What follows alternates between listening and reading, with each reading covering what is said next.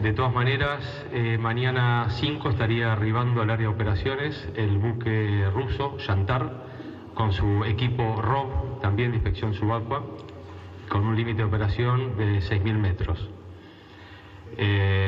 Este buque y el Atlantis, que es de Estados Unidos, que en este momento se encuentra en Comodoro Rivadavia, tiene previsto zarpar luego de haber hecho modificaciones en su cubierta y toda la parte logística de combustible y recambio de personal particularmente y toda la logística. Estaría zarpando el día viernes para llegar al área de operaciones el día sábado con este ROV de Estados Unidos, también hasta 6.000 metros. Tanto el Yantar mañana como el Atlantis el sábado, que estaría arribando al área de operaciones, estos buques tienen particularmente un sistema de posicionamiento dinámico.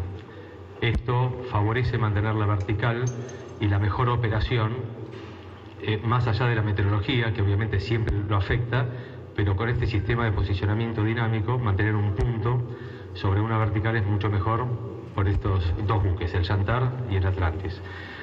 Concretamente no hay mayores novedades respecto a los contactos y esperaremos al día de la fecha que mejoren las condiciones o eventualmente mañana el buque Yantar. Se mantienen en el área de operaciones 6 buques que siguen barriendo el fondo. Hay 5 de la Armada Argentina y todavía se mantiene en el área de operaciones el Cabo de Hornos, que es de la Armada de Chile. Y mañana se incorporaría el Yantar ruso y el sábado el Atlantis de Estados Unidos.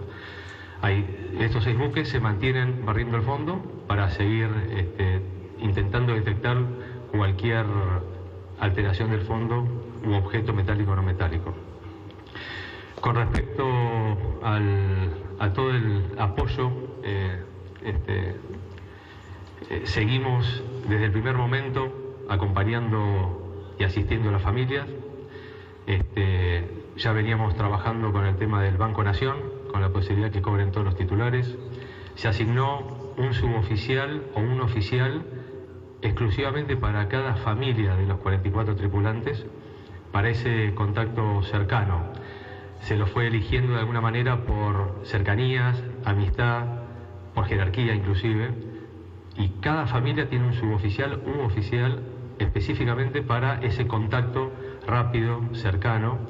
Y no solamente es para actualizarlo de la información, sino el apoyo que se le está dando cerca de la familia, tanto de la obra social como apoyo espiritual, psicológico, con todo el equipo interdisciplinario que yo les vengo repitiendo, que está haciendo un trabajo importante, cercano, con cada una de las familias. Obviamente es un proceso dinámico que va cambiando todos los días. Nos fuimos dando cuenta que hay algunas familias que no estaban incluidas, algún familiar que no estaba incluido en ese listado que cada tripulante manifiesta por escrito, con su firma, con anterioridad, en caso de tener un accidente, a quién dirigirse y quién es la persona confiable para este tipo de tratos. Se fue ampliando ese listado y por eso le digo que es una situación dinámica que va corrigiéndose. Y si bien el puerto destino es el mismo, que es acompañarlos, asistirlos permanentemente, bueno, puede haber variaciones de rumbo, el destino es el mismo, pero lo vamos corrigiendo. Lo importante es atravesar y estar cerca de los familiares, que son realmente momentos de estrés agudo para ellos, para todos los conocidos y los que conocíamos a los tripulantes, o particularmente Mar del Plata por la cercanía. Y bueno, son momentos de angustia, inquietud y sufrimiento de los familiares, por supuesto. Bueno, estoy abierto a algunas preguntas. Buen día, ¿cómo le va, capitán? Buen día. La primera pregunta tiene que ver con lo técnico. En las conferencias de prensa de la semana pasada se hablaba de que ya se había hecho un barrido de la totalidad de la zona. Sí. Y yo quería saber si lo que ustedes consideran técnicamente es que tal vez en ese barrido puede haberse pasado algo y por eso se repite, o están pensando que haya zonas más complejas de búsqueda en la caída del talud que necesitan otro tipo de tarea para seguir buscando ahí. Justamente la idea es, así como hubo algunos contactos que cada buque ha tenido en su respectiva área con un sensor particular, alguna que otra vez fue otro buque con otro sensor y sin embargo no lo detectó. Es decir, puede pasar por las profundidades en juego. Entonces, la idea es volver a repetir cada uno en su área el barrido. Porque así como pudo haber aparecido un contacto y no fue corroborado, puede pasar que aparezca un contacto y no haya aparecido en el primer barrido. Pero siempre manteniendo la misma área de búsqueda. La otra muy cortita, ¿qué valoración hace como hombre de la Armada de la movilización de los familiares el último fin de semana en Mar del Plata? La de ayer, ¿no es cierto? En Mar del Plata. Bueno, obviamente la Armada se solidariza y de alguna manera son expresiones de los familiares. Si bien no han estado todos los familiares en esa manifestación, pero bueno, es decisión de los familiares y de alguna manera uno los entiende, los escucha, se sabía de este tema y bueno, uno se solidariza. Vale, Paula D'Ambrosio de Canal 9. Sí, Paula, buen día.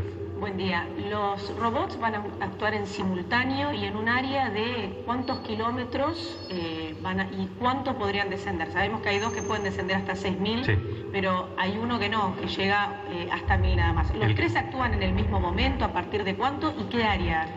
Al momento, el área es la misma. Esa área que tenía un centro que geométricamente y matemáticamente se terminó como el centro de un área de mayor ocurrencia que podría estar el submarino apoyado en el lecho submarino. Al momento, desde hace apenas 2 días que hay un solo ROV en la zona disponible hasta 1.000 metros, que es este Panther Plus origen ruso. Mañana estaría arribando otro hasta 6.000 metros ruso en el buque Yantar y recién el sábado que viene otro. Obviamente mañana, aprovechando el aviso Islas Malvinas con el Panther Plus y mañana el Yantar, todavía no lo sé con precisión, pero es posible que, teniendo en cuenta la distancia que hay entre diferentes contactos y a diferentes profundidades, que se pueda operar en simultáneo. Es una posibilidad. Igual todo va a depender de la meteorología, ¿no es cierto?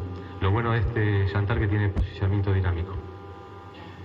Capitán, quisiera que nos recuerde cuántos contactos restan por chequear, a qué profundidades y cuándo está previsto que mejoren las condiciones del tiempo.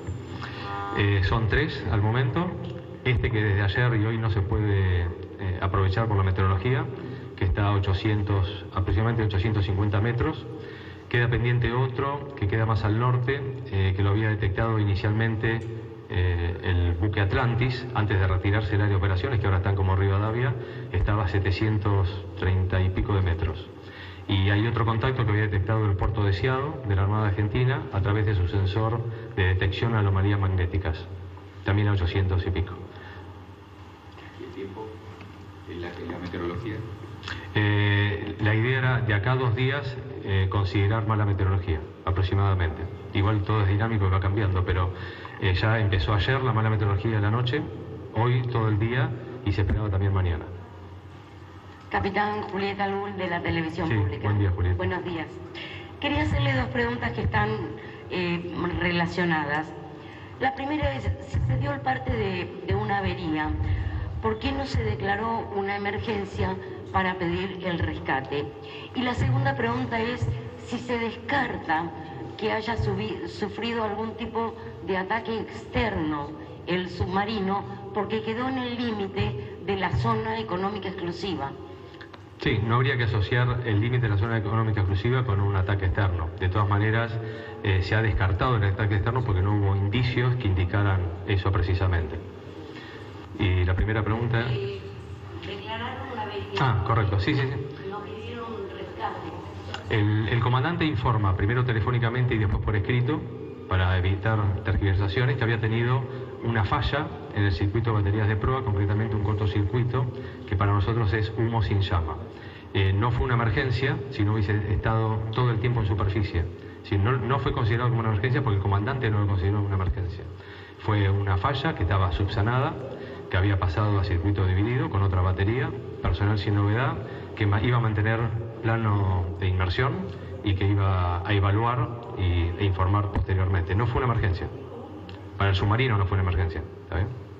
No, de nada, Julieta. Capitán Claudio Cardoso de Radio 10. Quería consultarle bien acerca de el área de búsqueda, teniendo en cuenta que se había reducido por aquel estruendo, aquella explosión que se había mencionado ya, sigue siendo precisamente en esa área que se está buscando? ¿Nos puede decir la cantidad de kilómetros cuadrados donde se realiza la búsqueda? ¿Y qué pasa con la otra zona, teniendo en cuenta que a lo mejor pudo haber seguido su curso, su marcha?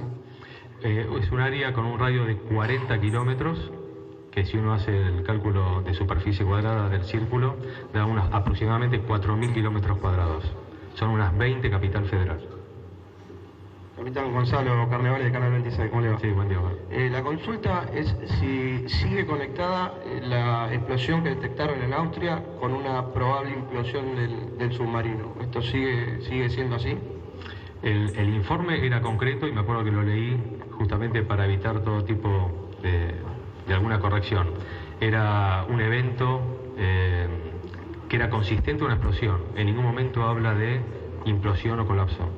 Habla explosión. Entonces uno se remite a ese término.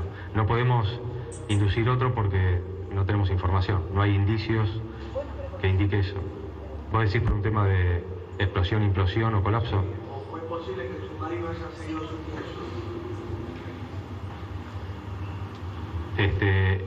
El tema es que hubo dos informes, que fue una anomalía hidroacústica el mismo día, por única vez, en el mismo horario, y no hubo más ruidos.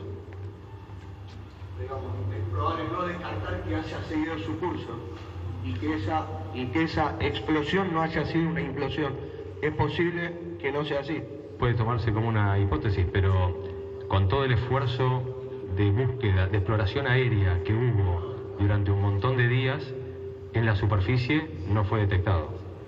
Y después hubo un montón de patrullado marítimo, no solamente aéreo, sino por buques de superficie en el área, en la cual se fue barriendo de norte a sur y sur a norte todo ese camino, esa derrota, como se llama, hasta Mar del Plata. Eso por si uno piensa que la hipótesis de haber sido navegado. De hecho, se tomó en cuenta esa hipótesis. Nunca se dejó de barrer y explorar el camino hacia Mar del Plata, con el último rumbo y velocidad indicado por el propio submarino a su comando superior. Pero se tuvo en cuenta esa hipótesis. Capitán Nunca se descartó. Luciana Arias para América Noticias CIA 24. Sí, Consultarle respecto de, volviendo a la operación actual, si la embarcación rusa, el Yantar, va a estar amarrado en Comodoro Rivadavia. Inicialmente va directamente al área de operaciones. No va a pasar por Comodoro. En teoría no tenemos información, sí que va directamente, en algún momento es posible que tenga que hacer reprocesamiento logístico, pero eso al momento no tenemos esa fecha. ¿Y eso ustedes?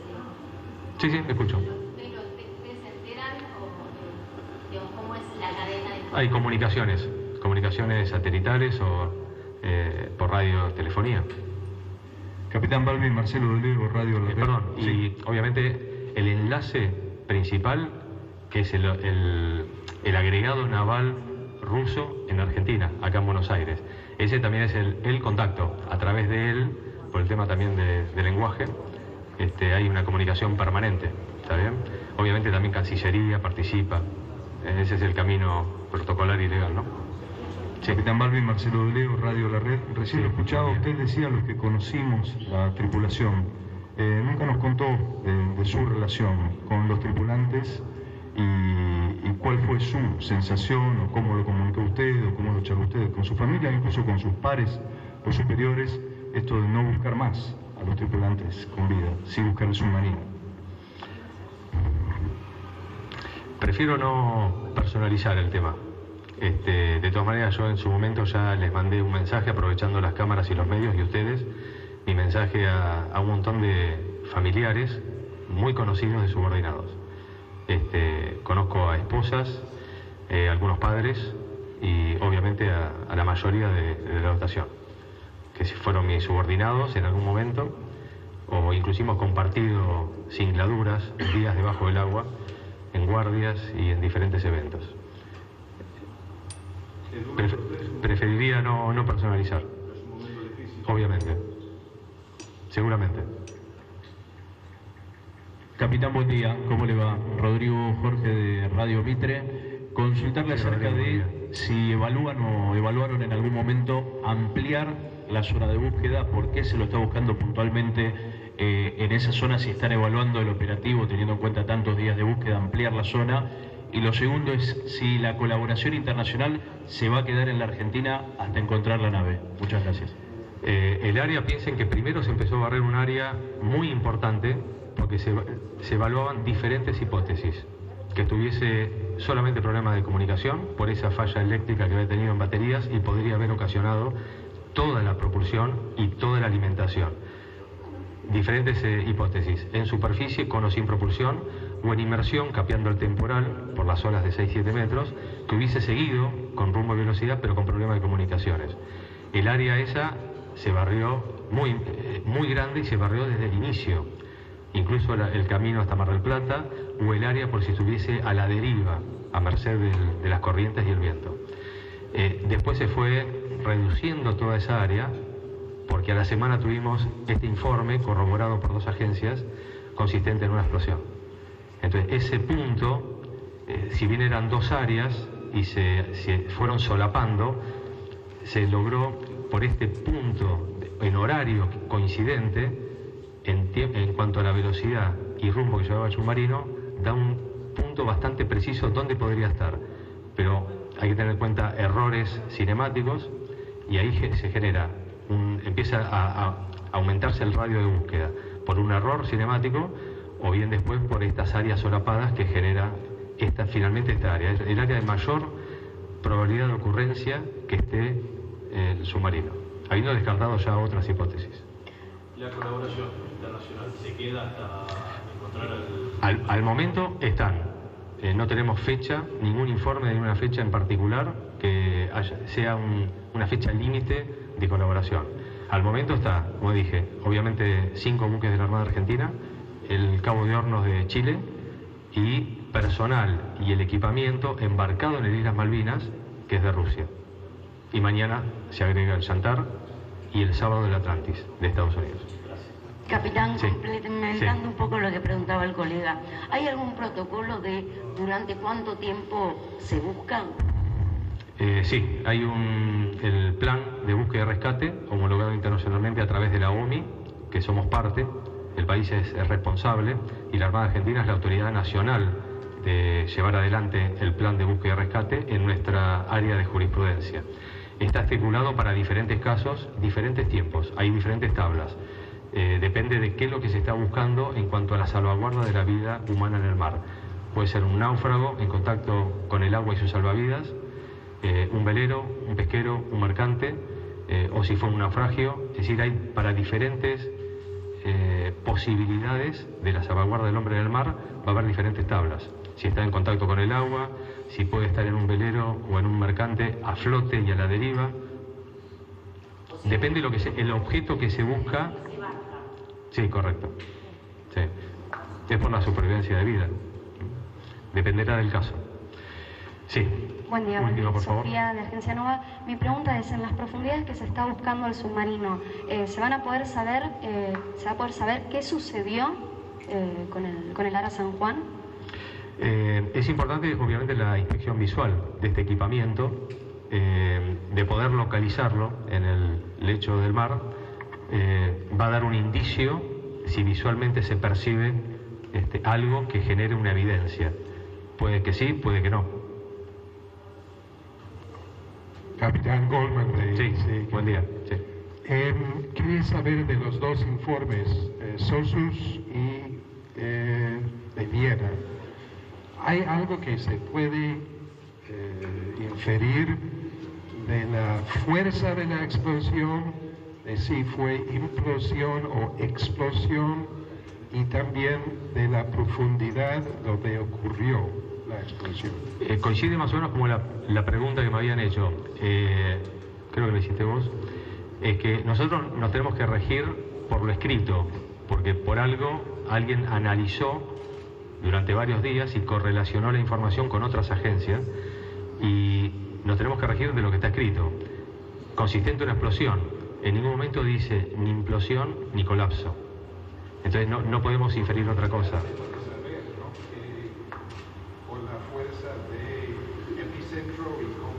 No figuraba, si mal no recuerdo, y lo leí textualmente, no figuraba indicación de profundidad. sí de horario y en qué consistió lo que se escuchó a través de los hidrófonos ubicados a lo largo del mar. No, yo creo que de haberla tenido lo hubiesen enviado también, pero no indica a profundidad lo que se escuchó, ¿no es cierto? Estela Mariscampo. Sí. Y América y A24. Sí, buen día. Buenos días. Yo quería preguntar, si bien está clarísimo cuál es la prioridad en el día de hoy, en los próximos días, que es el rescate de la nave, ¿cómo va a quedar la operatoria respecto al resto de las naves?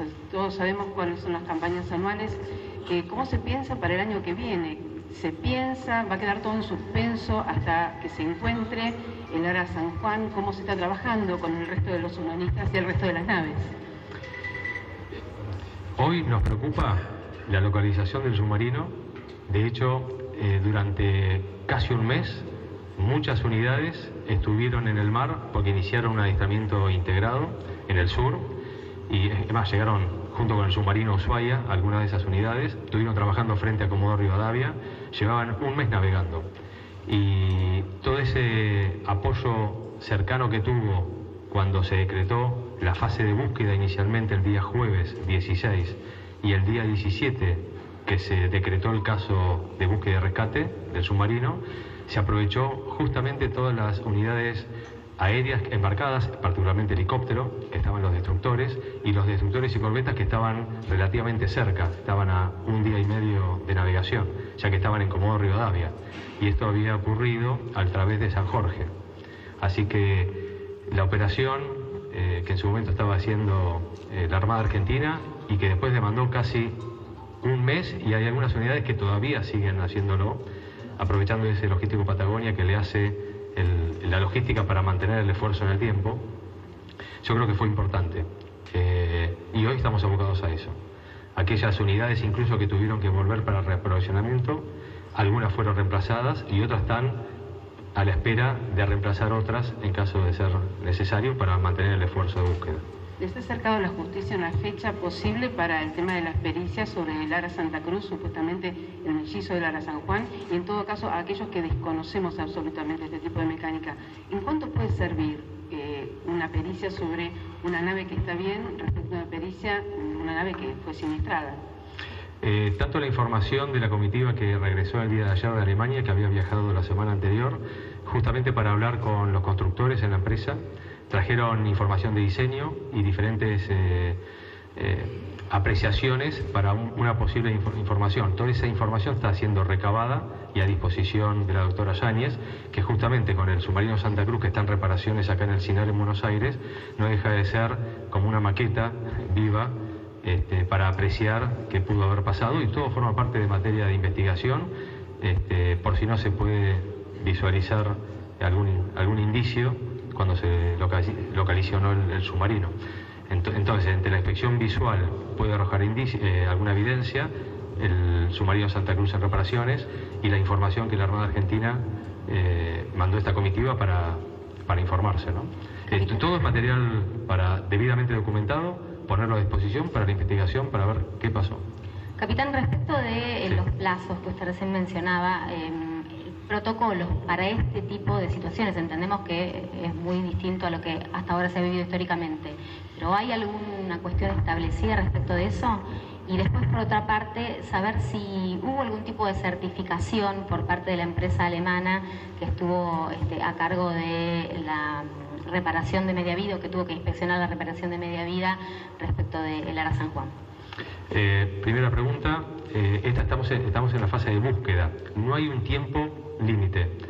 El compromiso que tiene la Armada, incluso lo mencionamos en los últimos días, es continuar con la localización del submarino en el lecho marino hasta agotar los medios disponibles a nuestro alcance y aprovechando la ayuda internacional. Y la segunda era... La segunda tenía que ver con si es que la empresa alemana que llevó, digamos, adelante la certificación de media vida, o la reparación de media vida, mejor dicho, certificó justamente este trabajo. Si hay una certificación hecha por la empresa. Bueno, en sus reparaciones media vida, que duraron varios años acá en el CINAR, todo fue debidamente registrado y me imagino que será materia de investigación todos los informes que se hicieron. tanto de la activación de baterías como las reparaciones. Siempre se hace un informe final de reparaciones, que después ese submarino de alguna manera tuvo que hacer un montón de pruebas, primero a muelle, después en el mar, que duraron 6 meses. Esas pruebas rigurosas, con diferentes velocidades, profundidades, pruebas de sistemas y equipos, y eso forma parte del informe final de reparaciones. Una vez que finaliza ese periodo de reparaciones, recién ahí pasa a estar operativo al comando de las fuerzas submarinas.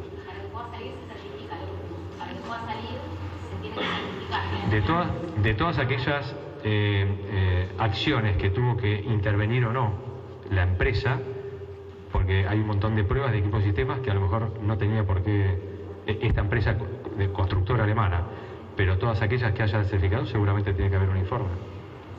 Sí, capitán, y la última, por favor. Sí, la última, calculo que es la última. Si estaba previsto que el año que viene, en 2018, el ARA San Juan ingrese al taller para hacer algún tipo de reparación.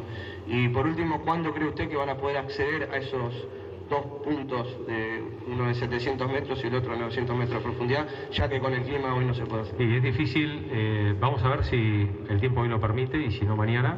Y eventualmente esperar al Chantar, que tiene este sistema de posicionamiento dinámico, ¿no es cierto?, que facilita, a pesar de la mala meteorología, poder mantener la vertical.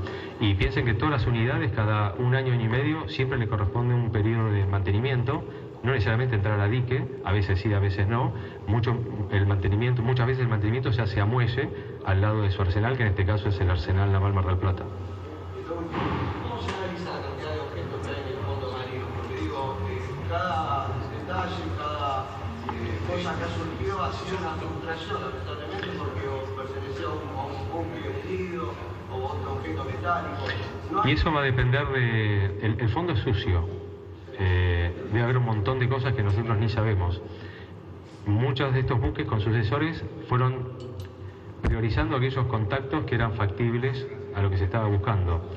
Y acuérdense que es una zona importante de mucha presencia internacional de muchos pesqueros en el caladero nuestro, ¿no es cierto?, que está ahí en el borde entre las 200 millas, que es la zona económica exclusiva, el límite nuestro, que están un poquito más afuera y a veces pueden llegar a entrar y salir.